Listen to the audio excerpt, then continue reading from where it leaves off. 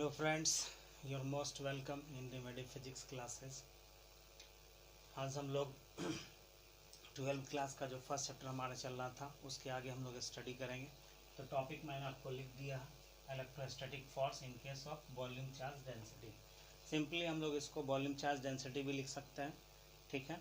और volume charge density के case में हम लोग इलेक्ट्रोस्टैटिक फोर्स हम लोग निकाल सकते हैं। तो सिंपली आप टॉपिक को वॉल्यूम चार्ज डेंसिटी भी लिख सकते हैं, ठीक है। तो फर्स्ट ऑफ ऑल हम लोग इसके बारे में ये 14 जो टॉपिक था हमारा 14 का 3rd नंबर पॉइंट है, हमारा लास्ट टॉपिक है आज हमारा, ठीक है। थ्योरेटिकल कॉन्सेप्ट का लास्ट टॉपिक है। इसको कंप्लीट करके हम लोग फिर प्रॉब्लम भी बनाएंगे, ठीक है। इसके बारे में प्रीवियस क्लास में हम लोग बहुत सारा डिस्कशन कर चुके हैं। Volume charge density, linear charge density, surface charge density और उसके बाद फिर आपका लीनियर चार्ज डेंसिटी, ये कंप्लीट हो चुका था। अभी हम लोग ये कंप्लीट करते हैं, ठीक है। तो देखते हैं। तो सबसे पहले हम लोग वॉल्यूम चार्ज डेंसिटी को राइट कर लेते हैं। तो यहाँ से हम लोग लिखेंगे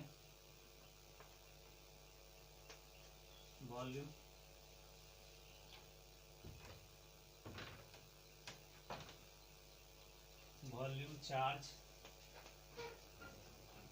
डेंसिटी। तो इसमें हम लोग लिखेंगे इट इज डिफाइंड एज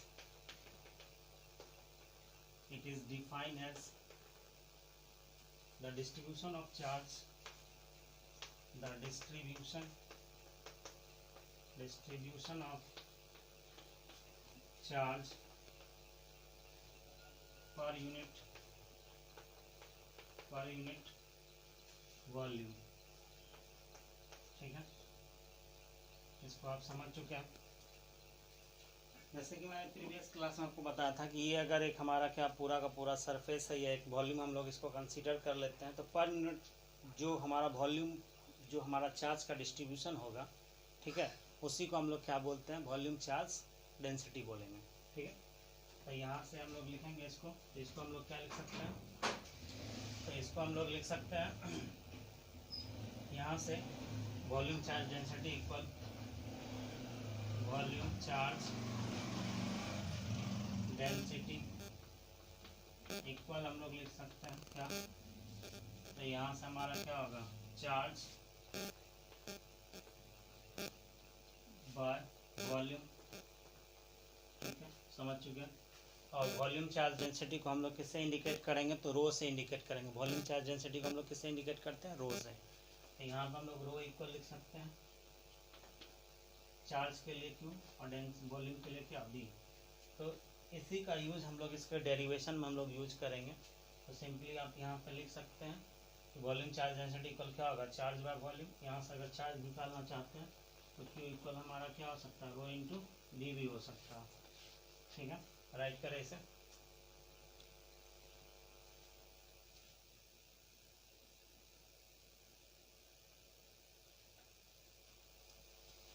लिख चुके हैं, पूरा समझ में आ चुका होगा, ठीक है। तो अब यहाँ से वॉल्यूम चार्ज डेंसिटी आप लिख चुके हैं। अब इसमें हम लोग फोर्स कैसे कंसीडर करेंगे उसको हम लोग देख लेते हैं।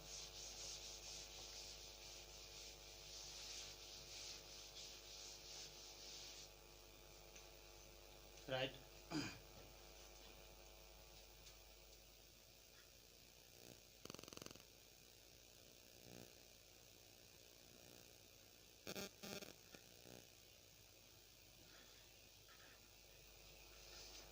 देखें। अब यहाँ से हम लोग कैलकुलेशन ऑफ फोर्स अगर लिखते हैं, कैलकुलेशन ऑफ फोर्स, तो हम लोग कंसीडर करेंगे। आप यहाँ पे आप डायग्राम बना लें पहले। सपोज दैट ये एक सरफेस है, वॉल्यूम है। इस वॉल्यूम में से हमने एक छोटा सा वॉल्यूम हमने कंसीडर किया, ठीक है, ये। और इस वॉल्यूम को हम लोग कंसीडर कर लेंगे क्या, ये पी पॉइंट है हमारा। ये इस पी पॉइंट पे हम लोगों ने क्या किया, क्यू नॉट चार्ज को रखा। और ये जो हमारा वॉल्यूम है, ये वॉल्यूम हमारा कितना है, ये वॉल्यूम हमारा dv है। कितना है, dv है। और पूरा ये हमारा क्या, चार्ज है, ठीक है।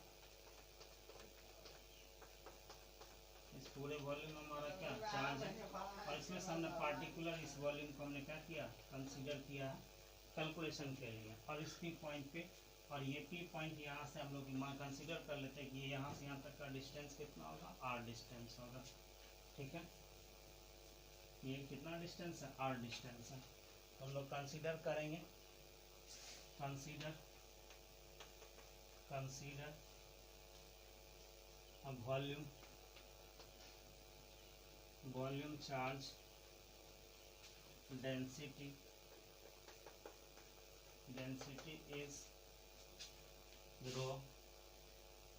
ठीक है, वॉल्यूम चार्ज डेंसिटी हमारा क्या, rho, and a small element dV and a small element dV। हमने क्या किया, पूरा वॉल्यूम है हमारा, इस पूरे वॉल्यूम में से हमने क्या किया, स्मॉल एलिमेंट हमारा क्या लिया, dV लिया, and a small element dV and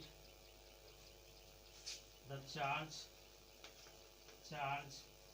in this small element is dq।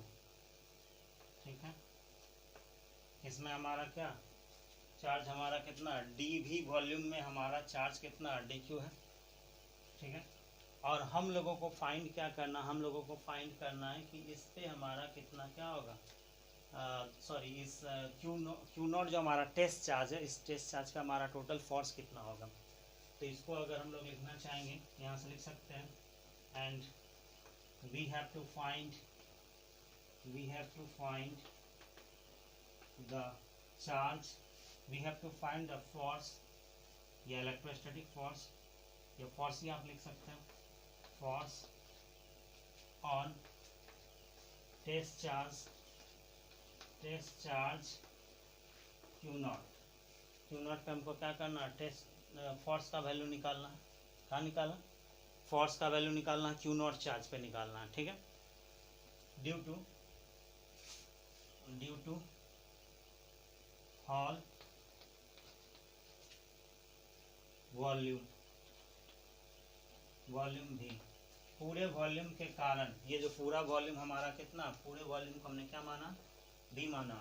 इस पूरे वॉल्यूम के कारण यहाँ पे हमारा टेस्ट चार्ज पे कितना फोर्स हमारा लगेगा, इलेक्ट्रोस्टैटिक फोर्स कितना लगेगा, उसको हम लोग को क्या करना, फाइंड आउट करना है। तो इसके लिए मैंने आपको प्रीवियस क्लास में बताया था कि इस तरह के केस में हम लोग क्या करेंगे, फर्स्ट ऑफ ऑल एक छोटे से एलिमेंट जो कि डीवी हमने लिया है, ठीक है, छोटा सा वॉल्यूम, डीवी वॉल्यूम को हम क्या करेंगे, कंसीडर करेंगे फर्स्ट ऑफ ऑल। और इस डीवी वॉल्यूम के कारण पी पॉइंट पे, आर डिस्टेंस पे जो पी पॉइंट हमने रखा है, कंसीडर किया है, यहाँ पे हमारा क्या, यहाँ पे हमारा कितना फोर्स लगेगा डीवी के कारण, उसको कैलकुलेट कर लेंगे। और फिर पूरे वॉल्यूम के कारण कितना फोर्स होगा हमारा क्यू नॉट टेस्ट चार्ज पे, तो फिर क्या करेंगे, पूरे का हम लोग इंटीग्रेट कर देंगे। ठीक है, तो ये प्रोसेस आप ऑलरेडी जान रहे हैं, हम लोग इसको स्टडी कर चुके हैं। तो इससे आगे का कंडीशन हम लोग देखते हैं, इसे आप राइट कर लें।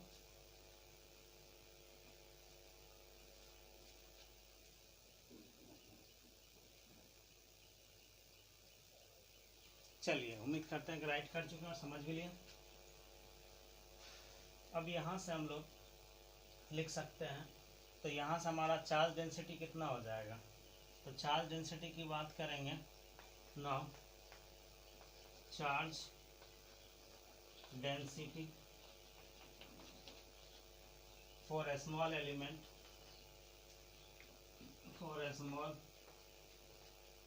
या फिर आप सीधा लिखिए फॉर ए स्मॉल एलिमेंट लिख सकते हैं, एलिमेंट, ये कितना हो जाएगा, तो रो इक्वल कितना हो जाएगा, d q by d v, क्योंकि हम लोग क्या ले रहे हैं, स्मॉल एलिमेंट के लिए ले रहे हैं। तो यहाँ से डी क्यू इक्वल कितना हो जाएगा, यहाँ से फिर अगर हम चार्ज निकालेंगे तो डी क्यू इक्वल हम लोग लिख सकते हैं कितना, तो डी क्यू इक्वल हम लोग लिख सकते हैं रो इंटू डी वी। ठीक है, इसको आप इक्वेशन 1 कंसीडर कर लेंगे। फिलहाल के लिए इसका हम लोग क्या करेंगे, आगे आगे यूज करेंगे। राइट करें, ठीक है, इक्वेशन 1 इसको हम लोग कंसीडर कर लिए। अब यहाँ से हम लोग आगे चलते हैं।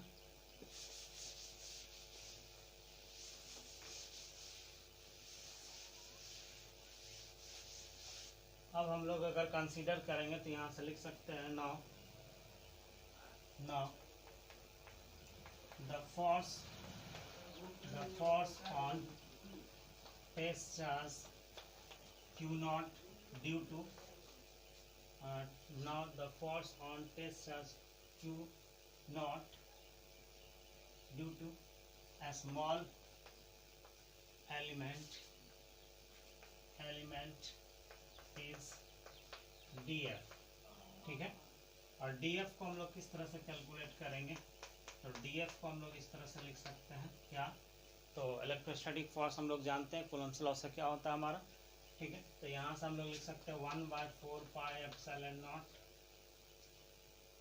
1/4 pi epsilon naught Q0 by r square.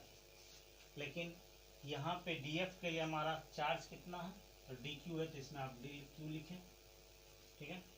तो dq, अब यहाँ से dq का वैल्यू आपको ऑलरेडी पता है, ठीक है। इसको इक्वेशन हम सेकेंड मान लेते हैं, क्या मान लेते हैं, सेकेंड मान लेते हैं। तो यहाँ से लिख सकते हैं from equation first and second की बात करेंगे तो यहाँ से dq का वैल्यू है, dq का वैल्यू इसमें सेकेंड वाले इक्वेशन में पुट कर दें तो ये हमारा क्या होगा, वी गेट df इक्वल हम लोग कैलकुलेट कर सकते हैं 1/4 पाई एप्सिलॉन नॉट, और dq का वैल्यू कितना, रो इंटू dv और Q0 बाय आर स्क्वायर, ठीक है। अब यहाँ से अगर हम लोग कैलकुलेशन करना चाहेंगे तो अब ये जो हमारा फोर्स आया है df, ये किसके लिए आया, तो ये फोर्स आपको आया है हमारा किसके लिए, तो स्मॉल एलिमेंट जो हमने लिया है dv लिया है उसके लिए आया, ठीक है। अब पूरे का हमारा क्या करना है, कैलकुलेशन करना फोर्स का कि इस पूरे वॉल्यूम v के कारण हमारा p पॉइंट पे कितना होगा, इसका क्या करेंगे, इंटीग्रेट कर देंगे। तो यहाँ से इसको आप इक्वेशन थर्ड मान लें, we can consider this equation as a equation third, okay. अब यहाँ से हम लोग लिख सकते हैं to calculate the total force, to calculate the total force we integrate equation third का हम लोग क्या करेंगे, टोटल फोर्स के लिए हम लोग to calculate the total force, यहाँ पे आप लगा दें, फोर्स छूट गया, फोर्स, ठीक है। To calculate the total force we integrate equation third को इंटीग्रेट करेंगे, और यहाँ पे लिमिट हमारा क्या होगा, तो हॉल का कर रहे हैं, पूरे हॉल का कर रहे हैं, हम पूरे सिस्टम का हम लोग कर रहे हैं, तो यहाँ पे हमारा क्या होगा, पूरे सिस्टम के लिए वॉल्यूम हमने क्या कंसीडर किया होगा, वॉल्यूम में हम लोगों ने कंसीडर किया क्या, भी कंसीडर किया, तो लिमिट के फॉर्म हम लोग क्या लेके चलेंगे, भी लेके चलेंगे। तो यहाँ से हम लोग इसको लिख सकते हैं integrate df equal 1 integration 1/4 pi epsilon naught rho dv और Q0 बाय आर स्क्वायर, ठीक है।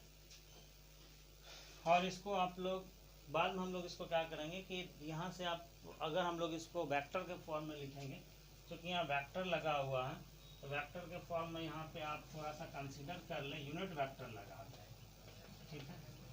कोई फर्क नहीं पड़ेगा, ये आप पहले से समझ रहे हैं, यहाँ पे सिर्फ मैंने क्या किया, यूनिट वेक्टर लगा दिया, क्योंकि हम लोग वेक्टर के फॉर्म में कंसीडर कर रहे हैं। अगर आप ये नहीं लगाएंगे, यूनिट वेक्टर नहीं लगाएंगे, तो ये किसके फॉर्म में हो जाएगा, मैग्नीट्यूड के फॉर्म में हो जाएगा, ठीक है। तो यहाँ से और लिमिट कितना हम लोग कंसीडर करेंगे, भी कंसीडर करेंगे, और यहाँ पे भी आप यूनिट वेक्टर लगा दें क्योंकि वेक्टर के फॉर्म में। तो यहाँ से एफ हमारा क्या हो जाएगा, एफ, ठीक है। तो फोर्स हमारा ये कंसीडर हो जाएगा। और जो इससे पहले भी मैंने आप लोगों को कहा, हम लोग जान रहे हैं कि जो भी कांस्टेंट टर्म होगा वो इंटीग्रेशन से हमारा क्या होगा, बाहर आ जाएगा। तो इंटीग्रेशन से इसको हम लोग बाहर करते हैं, तो 1/4 पाई एप्सिलॉन नॉट, और टेस्ट चार्ज भी जो हमारा क्या कांस्टेंट टर्म है, इसलिए इस टेस्ट चार्ज को भी हम लोग क्या करेंगे, बाहर निकालेंगे। तो यहाँ से हम लोग इसको भी हम लोग बाहर निकाल लेते हैं। तो यहाँ से यहीं पे आप लिख दे Q0 यहीं पे, अब बचा क्या हमारा, तो बच गया हमारा रो dv बाय आर स्क्वायर और यूनिट वेक्टर बच गया। तो इसी फॉर्म को हम लोग लेके चल सकते हैं, किसके फॉर्म में लेके चल सकते हैं, यहाँ पे लिमिट लगा दे भी। तो ये हमारा एक स्टैंडर्ड इक्वेशंस हो गया किसके लिए, जब हमारा वॉल्यूम चार्ज डेंसिटी रहेगा और उस केस में we have to calculate the electrostatic force, और हम लोगों को क्या कैलकुलेशन करना रहेगा, इलेक्ट्रोस्टैटिक फोर्स कैलकुलेशन करना रहेगा। तो यहाँ से हम लोग इस इक्वेशन को लेकर के हम लोग क्या कर सकते हैं, उस प्रॉब्लम को हम लोग सॉर्ट आउट कर सकते हैं। तो हमारा जो फर्स्ट लेसन हमारा चल रहा था इलेक्ट्रिक चार्ज, इसका हम लोग टोटल का टोटल कंडीशंस जितने भी केसेस थे सारे को स्टडी हम लोग कर चुके हैं। ठीक है, अब हम लोग इसका कुछ इंपॉर्टेंट क्वेश्चंस हम लोग क्या करते हैं, सॉल्व कर लेते हैं। ठीक है, तो first of all right it and I think you got it.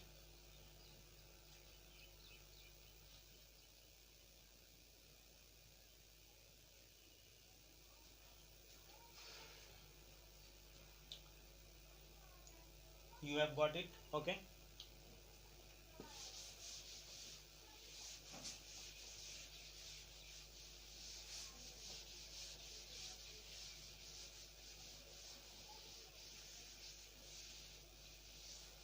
Topic आपका सारा टॉपिक कंप्लीट है। अब हम लोग इसमें जो इम्पोर्टेंट क्वेश्चन है उसको हम लोग सॉल्व करते हैं, और जितने भी क्वेश्चंस हम लोग अभी तक सॉल्व किए हैं वो हर एक इम्पोर्टेंट क्वेश्चंस का एक टाइप था।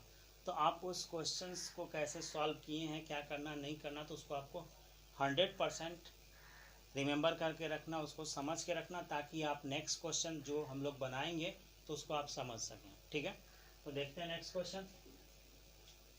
तो क्वेश्चन हम लोग लिखेंगे 2 point charges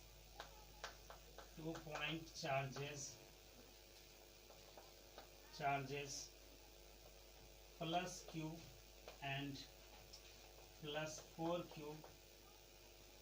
are separated at distance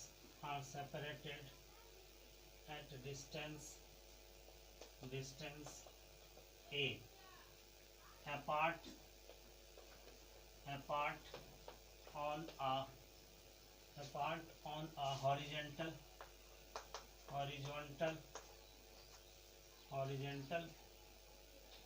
plane। एक हॉरिजॉन्टल प्लेन पे हमारा क्या हॉरिजॉन्टल प्लेन पे हमारा क्या रखा हुआ, दो चार्ज रखा हुआ। ठीक है, and where should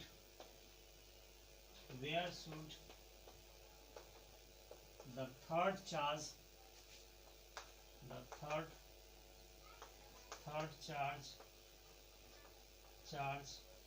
are placed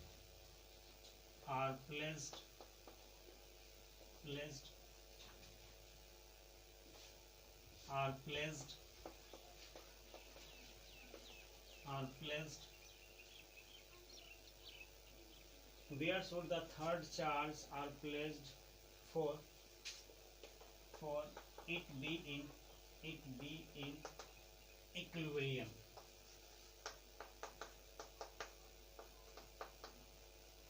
question आपको समझ में आ चुका होगा कि 2 पॉइंट चार्जेस हमारा हॉरिजॉन्टल प्लेन में रखा हुआ। ठीक है, तो हम थर्ड चार्ज किस जगह पे रखें, कितने डिस्टेंस पे रखें चार्ज Q से या 4Q से, ताकि हमारा जो सिस्टम है वो इक्विलिब्रियम में आ जाए। किस में आ जाए, हमारा इक्विलिब्रियम में आ जाए। ठीक है, तो आप इसको हम लोग इसका डायग्राम बना सकते हैं कि सपोज दैट सॉल्यूशन लिखेंगे इसका, जैसे कि हमने यहाँ पे कंसीडर किया एक हमारा Q चार्ज है प्लस Q चार्ज, इसको A पॉइंट पे मान लिया हम लोग। A पॉइंट पे हमारा क्या प्लस Q चार्ज है, और यहाँ पे मैंने B पॉइंट चार्ज रखा, यहाँ पे हमारा 4 + 4Q चार्ज है। ठीक है, तो ये दो चार्ज हमारा रखा हुआ, और दोनों के बीच का डिस्टेंस कितना है, दोनों के बीच के डिस्टेंस को हम लोग कैलकुलेट कर चुके हैं, कंसीडर कर चुके हैं। कितना है, अपार्ट एट ए डिस्टेंस, दोनों के बीच का डिस्टेंस कितना ए डिस्टेंस है, ये हम लोग कैलकुलेशन कर चुके हैं। अब यहाँ से अगर हम लोग बात करेंगे कि इन दोनों के बीच में हमारा थर्ड चार्ज, या फिर इस सिस्टम ऑफ इस सिस्टम में हम थर्ड चार्ज को कहाँ प्लेस करें ताकि ये हमारा क्या हो जाए, इक्विलिब्रियम में आ जाए। तो इक्विलिब्रियम का कहने का मतलब ये होता है कि रिमेनिंग जो चार्जेज हमारा है Q एंड 4Q, उस दोनों के कारण जो फोर्स हमारा लगेगा प्लस Q चार्ज, मान लेते जो थर्ड चार्ज है वो हमारा क्या प्लस Q चार्ज है, तो उस पर हमारा फोर्स क्या होना चाहिए, इक्वल होना चाहिए। ठीक है, या फिर हम लोग बोल सकते हैं कि इक्विलिब्रियम कंडीशंस में जो हमारा फोर्स होता है ऑन एवरेज चार्ज वो हमारा क्या होता है, इक्वल होता है। तो किसी भी कंडीशन से हम किसी जो थर्ड चार्ज हम कंसीडर कर रहे हैं उसको भी हम कंसीडर कर सकते हैं कि उस पर हमारा नेट फोर्स क्या होगा, इक्वल होगा। मतलब ये कि ये प्लस Q चार्ज के कारण जो फोर्स लगेगा इसका वैल्यू और प्लस 4Q चार्ज के कारण जो फोर्स लगेगा उसका वैल्यू, जो हम थर्ड चार्ज पे जो फोर्स का वैल्यू होगा वो दोनों हमारा क्या होना चाहिए, इक्वल अगर आ गया तो कंडीशन हमारा किस में फुलफिल हो जाएगा, तो हमारा कंडीशन फुलफिल होगा, इक्विलिब्रियम कंडीशन फुलफिल हो जाएगा। तो हम लोग इसको कैलकुलेट करते हैं। तो हमने कैलकुलेशंस किया कि यहाँ पे हमने थर्ड चार्ज को रखा जिसका नाम हमने दिया प्लस Q। ठीक है, स्मॉल प्लस Q हमारा क्या थर्ड चार्ज है। तो हम यहाँ से डिस्टेंस कंसीडर किए कि ए पॉइंट से या प्लस Q चार्ज से ये डिस्टेंस हमारा कितना है, x डिस्टेंस है। कितना डिस्टेंस का हमारा, x डिस्टेंस पे, कौन सा, थर्ड चार्ज। ठीक है, और थर्ड चार्ज, और उसके बाद जब ये हमारा x डिस्टेंस पे होगा प्लस Q चार्ज से, तो ये वाला डिस्टेंस प्लस Q का जो डिस्टेंस होगा 4Q से वो हमारा कितना हो जाएगा, ये पूरा हॉल हमारा डिस्टेंस कितना a, तो ये डिस्टेंस हमारा कितना हो जाएगा, ये डिस्टेंस आपको हो जाएगा a माइनस एक्स हो जाएगा। ठीक है, तो अब यहाँ से हम लोग यहाँ पे लिख सकते हैं वी कंसीडर, या लिख सकते हैं we consider the third charge are kept at distance x from plus Q charge. ठीक है, प्लस Q चार्ज से हमने x डिस्टेंस पे रखा। अब क्वेश्चंस में आपको और इसको क्लियर करके या नहीं भी दिया सकता हो, या हो सकता है क्वेश्चंस में हम यहाँ कंसीडर कर दें कि प्लस Q चार्ज से हमारा कितना होगा। यहाँ नहीं दिया हुआ तो हम दोनों कंडीशन से निकाल सकते हैं, हम इधर प्लस 4Q से भी निकाल सकते हैं कि डिस्टेंस कितना किस पोजीशन पे होगा हमारा, और ओनली प्लस Q चार्ज से भी हम लोग निकाल सकते हैं कि डिस्टेंस कितना होगा। तो दोनों को हम लोग निकाल के देख लेते हैं, एक निकल जाएगा तो दूसरा भी हमारा आसानी से निकल जाएगा। तो यहाँ से हम लोग इसको लिख सकते हैं, क्या लिख सकते हैं, इस पे हम लोग इसको कैलकुलेट करते हैं कि इस डायरेक्शन में क्या लगेगा, फोर्स लगेगा हमारा, ये फोर्स। और सबसे इम्पोर्टेंट बात यहाँ ये समझना हमें कि दोनों चार्ज का नेचर कैसा है, नेचर दोनों चार्ज का पॉजिटिव है। तो ये दोनों एक दूसरे को क्या करेगा, और ये भी हमारा पॉजिटिव है, तो ये क्या करेगा, इसको रिपल्सन का फोर्स लगाएगा इस डायरेक्शन में। तो B के कारण जो फोर्स लगेगा थर्ड चार्ज पे उसको हम लोग कंसीडर कर लिए F2। क्या किए, कंसीडर किए F2। और ए के कारण, ए पॉइंट पे जो चार्ज रखा हुआ that means plus Q charge के कारण जो फोर्स लगेगा उसको हम लोग कंसीडर किए F1। तो दोनों का डायरेक्शन क्लियर है, प्लस 4Q के कारण इस डायरेक्शन में लगेगा और प्लस Q के कारण हमारा इस डायरेक्शन में लगेगा F1। ठीक है, और हम लोग यहाँ से लिख सकते हैं and the force on plus Q charge, the force on third charge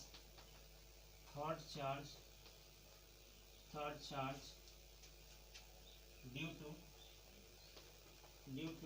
plus Q is F1। ठीक है, अब यहाँ से हम लोग सीधे मैग्नीट्यूड लेके चलते हैं। तो अब हम लोग क्या लिख सकते हैं, F1 इक्वल लिख सकते हैं हम लोग, क्या F1 इक्वल लिख सकते हैं 1/4 पाई एप्सिलॉन नॉट, और ये Q और ये Q का वैल्यू लिखेंगे तो प्लस Q और Q बाय ये क्या हो जाएगा x स्क्वायर। इसको इक्वेशन 1 मान लिए, राइट का। तो ये F1 फोर्स हमारा किसके कारण निकल गया, सॉरी F1 फोर्स हमारा किसके कारण, तो Q के कारण। सही है हमारा, क्योंकि Q क्या करेगा, इसको इस डायरेक्शन में रिपेल करेगा। ठीक है, तो Q के कारण लगेगा, तो Q के कारण चार्ज हमारा क्या होगा, ये Q और ये Q और ये डिस्टेंस होगा हमारा, डायरेक्शन इधर होगा। तो ये कंसीडर करके हम लोग लिख चुके हैं 1/4 प्लस Q, और फिर क्या होगा, फिर Q स्मॉल Q जो थर्ड चार्ज हमारा बाय डिस्टेंस कितना दोनों के बीच में x है, तो x स्क्वायर लिख ले इसे।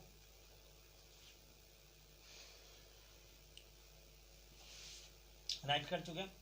अब यहाँ से हम लोग क्या करेंगे कि अब हम लोग F2 निकाल लेते हैं।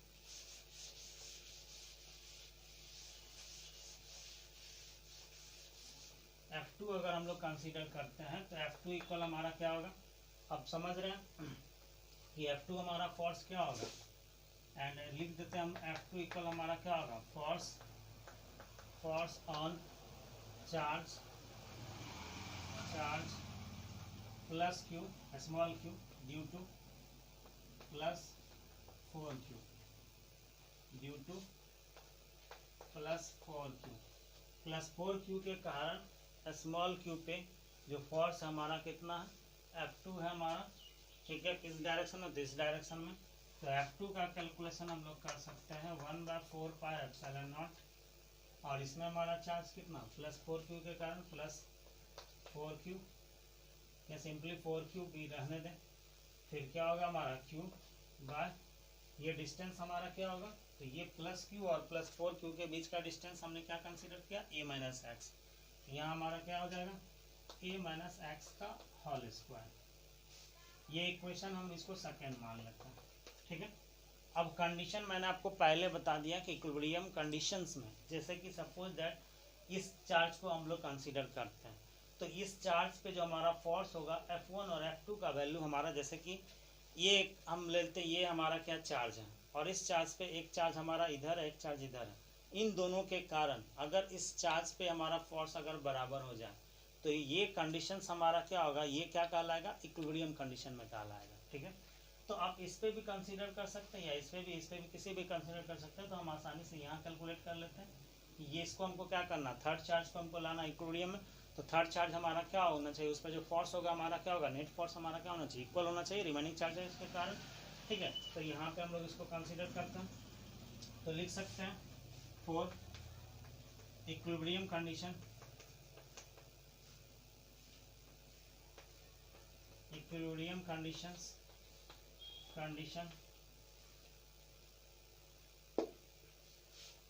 इक्विलिब्रियम कंडीशंस के लिए हम लोग क्या लिख सकते हैं, F1 जो होगा हमारा F2 के बराबर होना चाहिए। तो आप दोनों का वैल्यू आप पुट कर दें, F1 F2 आपके पास में। F1 इक्वल कितना होगा, 1/4πε0, ठीक है, plus Q by x square equal 1/4πε0 4Q by a minus x का होल स्क्वायर, ठीक है। ये पूरा टर्म आपका क्या होगा, कैंसिल आउट। अब यहाँ से सिर्फ हमारा क्या बच रहा है, ये Q भी कैंसिल हो जाएगा। कौन सा Q, ये Q कैंसिल होगा।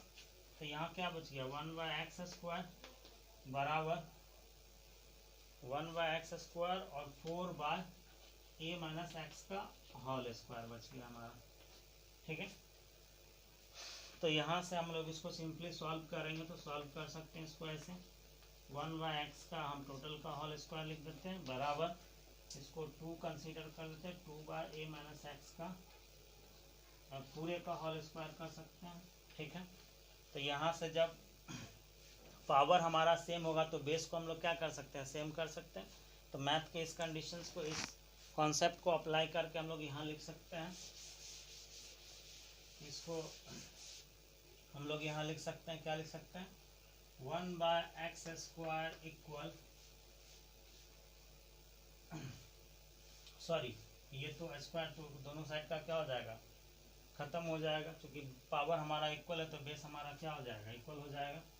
बाय 2 बाय कितना हो जाएगा, a माइनस एक्स हो जाएगा। तो यहाँ से क्रॉस मल्टीप्लाई करेंगे हम लोग, तो a माइनस एक्स इक्वल कितना होगा, 2x, तो a इक्वल कितना होगा, 3x होगा। तो यहाँ से हमें क्या चाहिए, x चाहिए, तो x इक्वल कितना हो जाएगा, a/3। तो ये जो डिस्टेंस हमने कंसीडर किया है कि a/3 डिस्टेंस पे अगर हम लोग क्या करते हैं, चार्ज पार्टिकल्स को अगर हम लोग रखते हैं तो सिस्टम हमारा किस में आ जाएगा, इक्विलिब्रियम कंडीशन में आ जाएगा। अगर ये इसी को हम लोग, ये हमारा डिस्टेंस कहाँ से कंसीडर हुआ, ये डिस्टेंस हमारा कंसीडर हुआ है कहाँ से, तो फ्रॉम कहाँ से, तो प्लस क्यू से हुआ, and distance from plus 4q की अगर बात करेंगे तो 4q से डिस्टेंस हमने क्या माना, a माइनस एक्स, इसका वैल्यू पुट कीजिए, a माइनस एक्स है हमारा, तो x का वैल्यू कितना है, a तो रहने दें, और x का वैल्यू कितना है, a/3, तो यहाँ से अगर इसको लिखेंगे ये हमारा कितना हो जाएगा, 3a माइनस a/3 बराबर कितना होगा, 2a/3। तो हम यहाँ से लिख सकते हैं कि ये डिस्टेंस हमारा, ये डिस्टेंस कहाँ से आया, तो ये डिस्टेंस आया फ्रॉम प्लस 4q चार्ज से।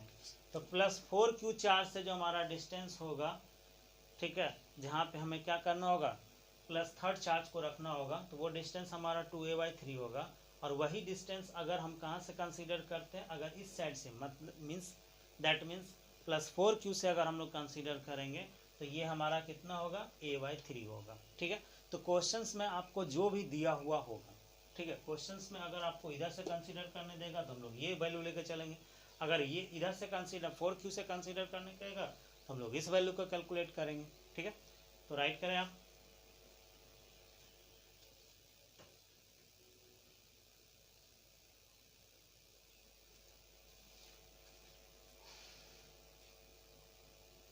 ये इस तरह के क्वेश्चंस आपको काफ़ी इंपॉर्टेंट क्वेश्चंस होते हैं, और इसी टाइप के क्वेश्चंस आपको competitive exam just like NEET में, आईआईटी में, ठीक है, आईआईटी के एडवांस वगैरह में इसी सब टाइप का क्वेश्चन पूछा जाता है। तो आप इस तरह के क्वेश्चंस का पूरा कॉन्सेप्ट क्लियर करके रखें।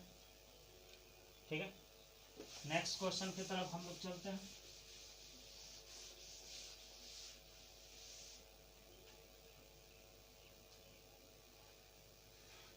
Q2 में पहले हम एक डायग्राम आपको बनाते हैं, या पहले आप लिखेंगे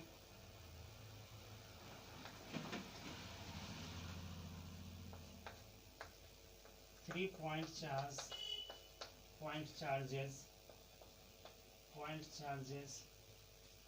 3 point charges plus 5 microcoulomb and plus 5 microcoulomb are placed at the vertices of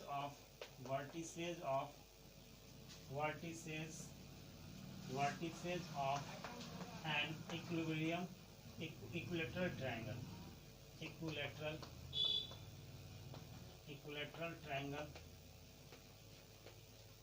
ठीक है, equilateral triangle of an equilateral triangle, then find the electrostatic force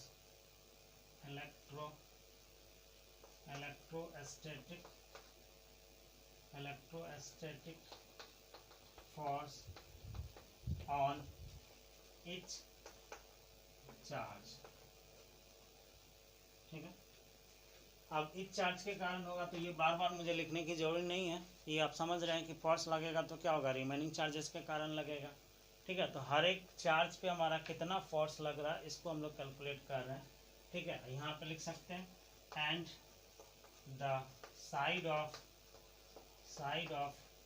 equilateral triangle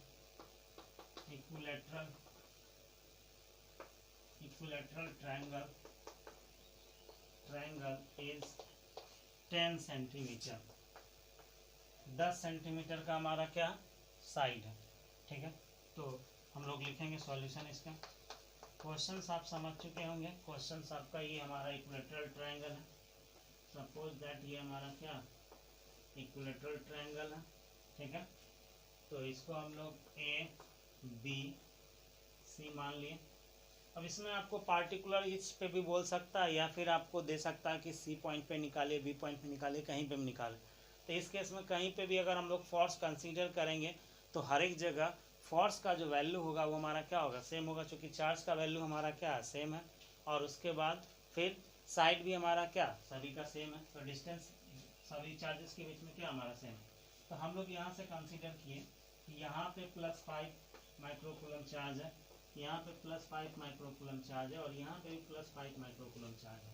तो यहाँ से अगर देखें तो ये वाला चार्ज हमारा जो ए पॉइंट पे है, ये सी पॉइंट पे जो चार्ज होगा इस पे हमारा क्या करेगा, इस डायरेक्शन में हमारा फोर्स लगाएगा। क्योंकि आपको पता है कि इलेक्ट्रोस्टैटिक फोर्स जो होता है हमारा, वो क्या होता है, सेंट्रल फोर्स होता है, सेंटर टू सेंटर लगता है। दैट मीन्स स्ट्रेट लाइन में हमारा ये क्या क्या क्या करेगा, काम करेगा। तो इसके सेंटर में जो है हमारा इस डायरेक्शन में फोर्स लगेगा, ठीक है। तो इसको हम लोग इसको डी मान लेते हैं, ठीक है। लाइन को हम लोग क्या माने, ए सी डी। और बी चार्ज के कारण भी सी पॉइंट पे जो चार्ज हमारा रखा हुआ उस पर क्या लगेगा, क्योंकि सभी चार्ज हमारा क्या पॉजिटिव चार्ज है। तो ये भी क्या करेगा, इस चार्ज बी पॉइंट पे जो चार्ज रखा हुआ ये भी इसको क्या करेगा, रिपल्सन फोर्स हमारा एग्जर्ट करेगा। तो ये इस डायरेक्शन में रिपल्सन फोर्स हमारा एग्जर्ट किया, ठीक है। तो ये इस डायरेक्शन में रिपल्सन फोर्स हमारा एग्जर्ट किया। तो इसको हम लोग क्या कंसीडर कर सकते हैं, we can consider here the force in this direction is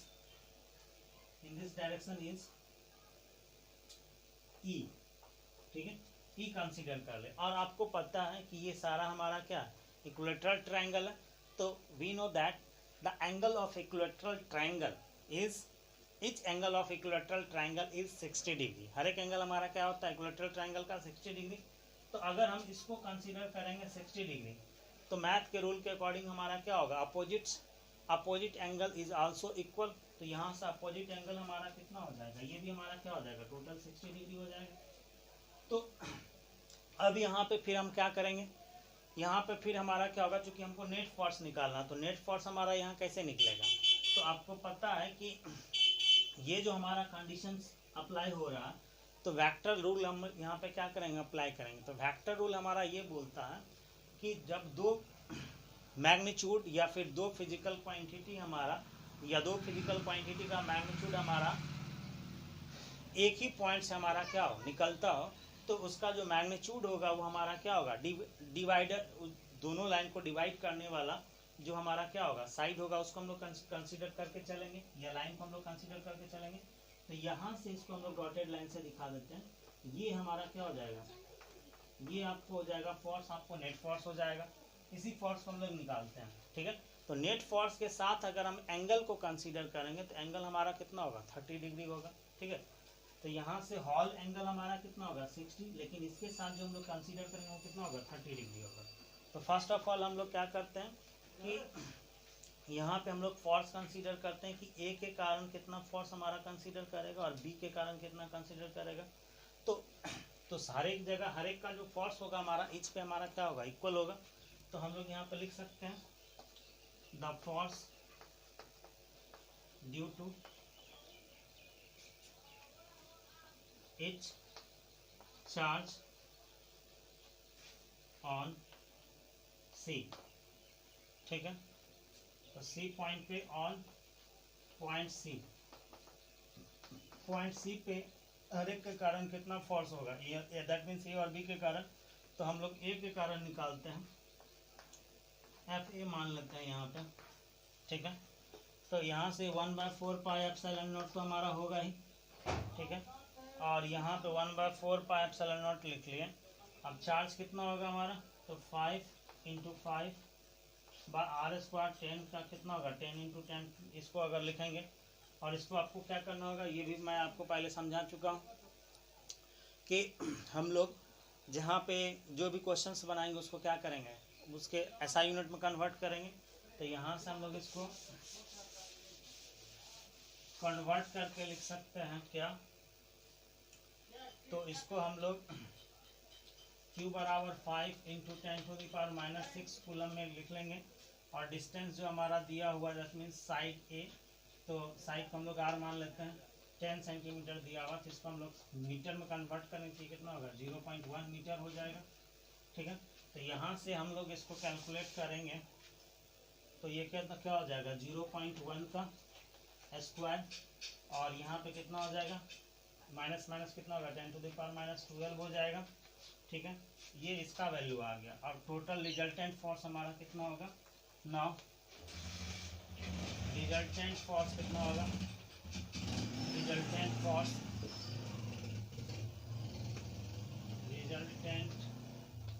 force हमारा क्या होगा, रिजल्टेंट फोर्स हमने एफ कंसीडर किया तो ये कितना होगा 2F cos थीटा हो जाएगा। ये आप समझ रहे हैं, 2F cos थीटा, ठीक है,